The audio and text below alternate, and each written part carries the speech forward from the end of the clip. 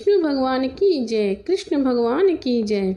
आज हम कार्तिक मास महात्म अध्याय 3 की कथा सुनेंगे।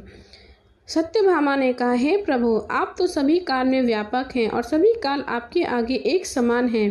फिर यह कार्तिक मास में सभी मासों में श्रेष्ठ क्यों है?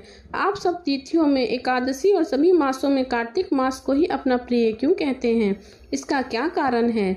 भगवान श्री कृष्ण ने कहा, हे सत्यभामा, तुमने बहुत ही अच्छा प्रश्न किया है। मैं तुम्हें इसका उत्तर देता हूँ, सो तुम ध्यान पूर्वक सुनो। इसी प्रकार एक बार महाराज बेन के पुत्र राजा पृथु ने प्रश्न के उत्तर में देवर्षि नारद ने प्रश्न किया था और जिसका उत्तर देते हुए नारद जी ने उसे कार्तिक मास की महिमा बताते हुए कहा, हे राजन, एक समय शंख नामक एक राक्षस बहुत ही बलवान एवं अत्याचारी हो गया था। उसके अत्याचारों से तीनों लोकों में त्राही त्राही मच गई थी। उस शंखासुर ने स्वर्ग के निवासी को परेशान करने वाला था। देवताओं पर विजय प्राप्त कर इंद्रियों को और देवताओं को, लोकपालों को, अधिकारों को छीन लिया था। उससे भयभीत होकर समस्त देवता अपने परिवार के सदस्यों के साथ सुमेरु पर्वत की गुफाओं में बहुत दिनों तक छिपे रहे। तत्पश्चात वे निश्चित होकर सुमेरु पर्वत की गुफाओं में ही रहने लगे। उधर जब शंखासुर को इस बात का पता चला कि देवता आनंद पूर्वक सुमेरु पर्वत की गुफाओं में निवास कर रहे हैं, तो उसने सोचा कि ऐसी कोई दिव्य शक्ति अवश्य है जिसके प्रभाव से अधिकारहीन यह देवता अभी भी बलवान है। सोचते सोचते वह इस निर्णय पर पहुंचे कि वेद मंत्रों के बल के कारण ही देवता बलवान हो रहे हैं। यदि इनसे वेद छीन लिया जाए तो वह बलहीन हो जाएंगे। ऐसा विचार कर शंखासुर ब्रह्मा जी के सत्यलोक से शीघ्र ही वेदों को हर लाया। उसके द्वारा ले जाए जाते हुए भय से उसके चंगुल से निकल भागे और जल में समा गए। शंखासुर ने वेद मंत्रों तथा बीज मंत्रों को ढूंढते हुए सागर में प्रवेश किया, परंतु न तो उसे वेद मंत्र मिले और न ही बीज मंत्र। जब शंखासुर सागर से निराश होकर वापस लौटा तो उस समय ब्रह्मा जी पूजा की सामग्री लेकर सभी देवताओं के साथ भगवान विष्णु के शरण में पहुंचे और भगवान विष्णु को गहरी निद्रा से जगाने के लिए गाने बजाने लगे और धूप गंध आदि से बारंबार उनका पूजन करने लगे।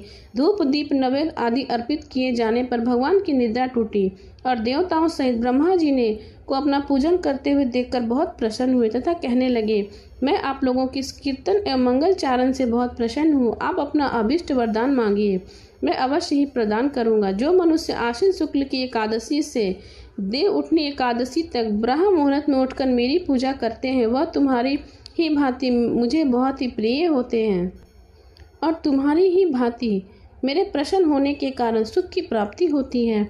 आप लोग जो अर्घ्य, आचमन और जल आदि सामग्री मेरे लिए लाए हैं, वह अनंत गुणों वाली होकर आपका कल्याण करेगी। शंखासुर द्वारा हरे गए संपूर्ण वेद जल में स्थित हैं।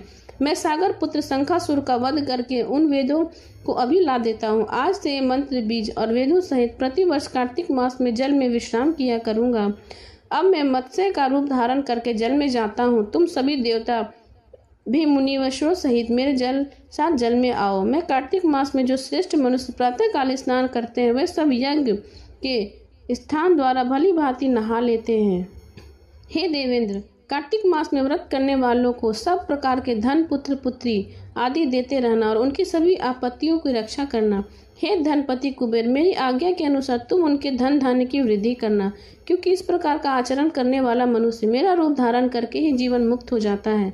जो मनुष्य जन्म से लेकर मृत्यु के उपरांत विधि पूर्वक इस उत्तम व्रत को करता है, वह आप लोगों का भी पूजनीय है। कार्तिक शुक्ल पक्ष की एकादशी तिथि को तुम लोगों ने मुझे जगाया है, इसलिए यह तिथि मेरे लिए अत्यंत प्रीतिदायिनी और अमाननीय है। हे देवताओं, यह दोनों व्रत नियम पूर्वक करने से मनुष्य मेरा साधिन्य प्राप्त कर लेता है। इन व्रतों को करने से जो फल मिलता है वह अन्य किसी व्रत से नहीं मिलता। अंत प्रत्येक मनुष्य को सुखी और निरोगी रहने के लिए कार्तिक महात्म और एकादशी का कथा सुनते हुए उपयुक्त नियमों का पालन अवश्य करना चाहिए। इसी तरह से अध्याय 3 की कथा समाप्त हुई। प्रेम से बोले विष्णु भगवान की जय। अब सुने कार्तिक मास महात्म अध्याय 4 की कथा।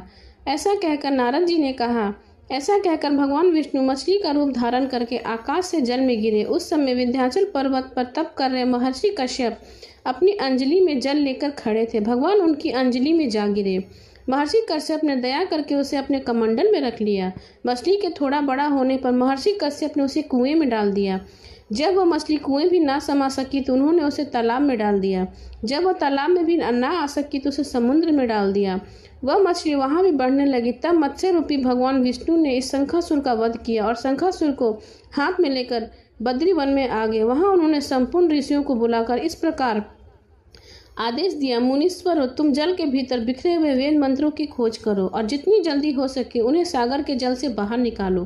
तब तक देवताओं के साथ प्रयाग में ठहरता हूँ। तब उन तपोबल संपन्न महर्षियों ने यज्ञ और बीजों सहित संपूर्ण वेदों मंत्रों का उद्धार किया। उनमें से जितने मंत्र जिस ऋषि ने उपलब्ध किए वह उनका बीज मंत्र का उस दिन से ऋषि माना जाने लगा। तदुपरांत सब ऋषि एकत्रित होकर प्रयाग में गए। वहां उन्होंने ब्रह्मा जी सहित भगवान विष्णु को उपलब्ध हुए सभी वेद मंत्र समर्पित कर दिए।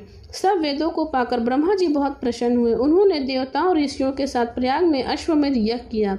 यज्ञ समाप्त होने पर सब देवताओं ने भगवान से निवेदन किया, देवादिदेव जगन्नाथ, इस स्थान पर ब्रह्मा जी ने खोए हुए वेदों को पुनः प्राप्त किया है और अंत हमने भी यहाँ आपके प्रसाद से यज्ञ भाग पाए हैं। अंत यह स्थान पृथ्वी पर सबसे श्रेष्ठ पुण्य की वृद्धि करने वाला एवं भोग तथा मोक्ष प्रदान करने वाला हो, साथ ही समय भी महापुण्य और ब्रह्मघाती आदि महापापियों की भी शुद्धि करने वाला हो तथा तय स्थान यहाँ दिए हुए दान को अक्षय बना देने वाला भी हो, यह वर दीजिए।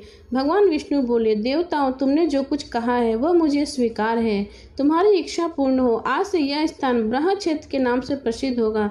सूर्य वंश में उत्पन्न राजा भागीरथ यहाँ गंगा को लेकर आएंगे और वह यहाँ सूखकर सूर्य कन्या यमुना से मिलेंगे। ब्रह्मा जी और तुम सब देवता मेरे साथ यहाँ निवास करोगे। आज से यह तीर्थराज के नाम से विख्यात होगा। तीर्थराज के दर्शन से तत्काल सब पाप नष्ट हो जाएंगे। जब सूर्य मकर राशि में स्थित होगा उस समय यहाँ स्नान करने वाले मनुष्य के सभी पापों का नाश हो जाएगा। यह काल भी मनुष्य के लिए सदा महान पुण्य फल देने वाला होगा। माघ में सूर्य मकर राशि में स्थित होने पर यहाँ स्नान करने पर सालोक के आदि फल प्राप्त होंगे। देवादिदेव भगवान विष्णु देवताओं से ऐसा कहकर ब्रह्मा जी के साथ वही अंतर ध्यान हो गए। तत्पश्चात इंद्र आदि देवता भी अपने अंश से प्रयाग में रहते हुए वहां से अंतर ध्यान हो गए। जो मनुष्य कार्तिक में तुलसी जी की जड़ के समीप श्री हरि का पूजन करता है वह इस लोक में संपूर्ण भोगों को भोगकर अंत में वैकुंठ धाम को जाता है। प्रेम से बोले विष्णु भगवान की जय। इसी तरह से कार्तिक मास महात्म के अध्याय 4 की कथा समाप्त हुई।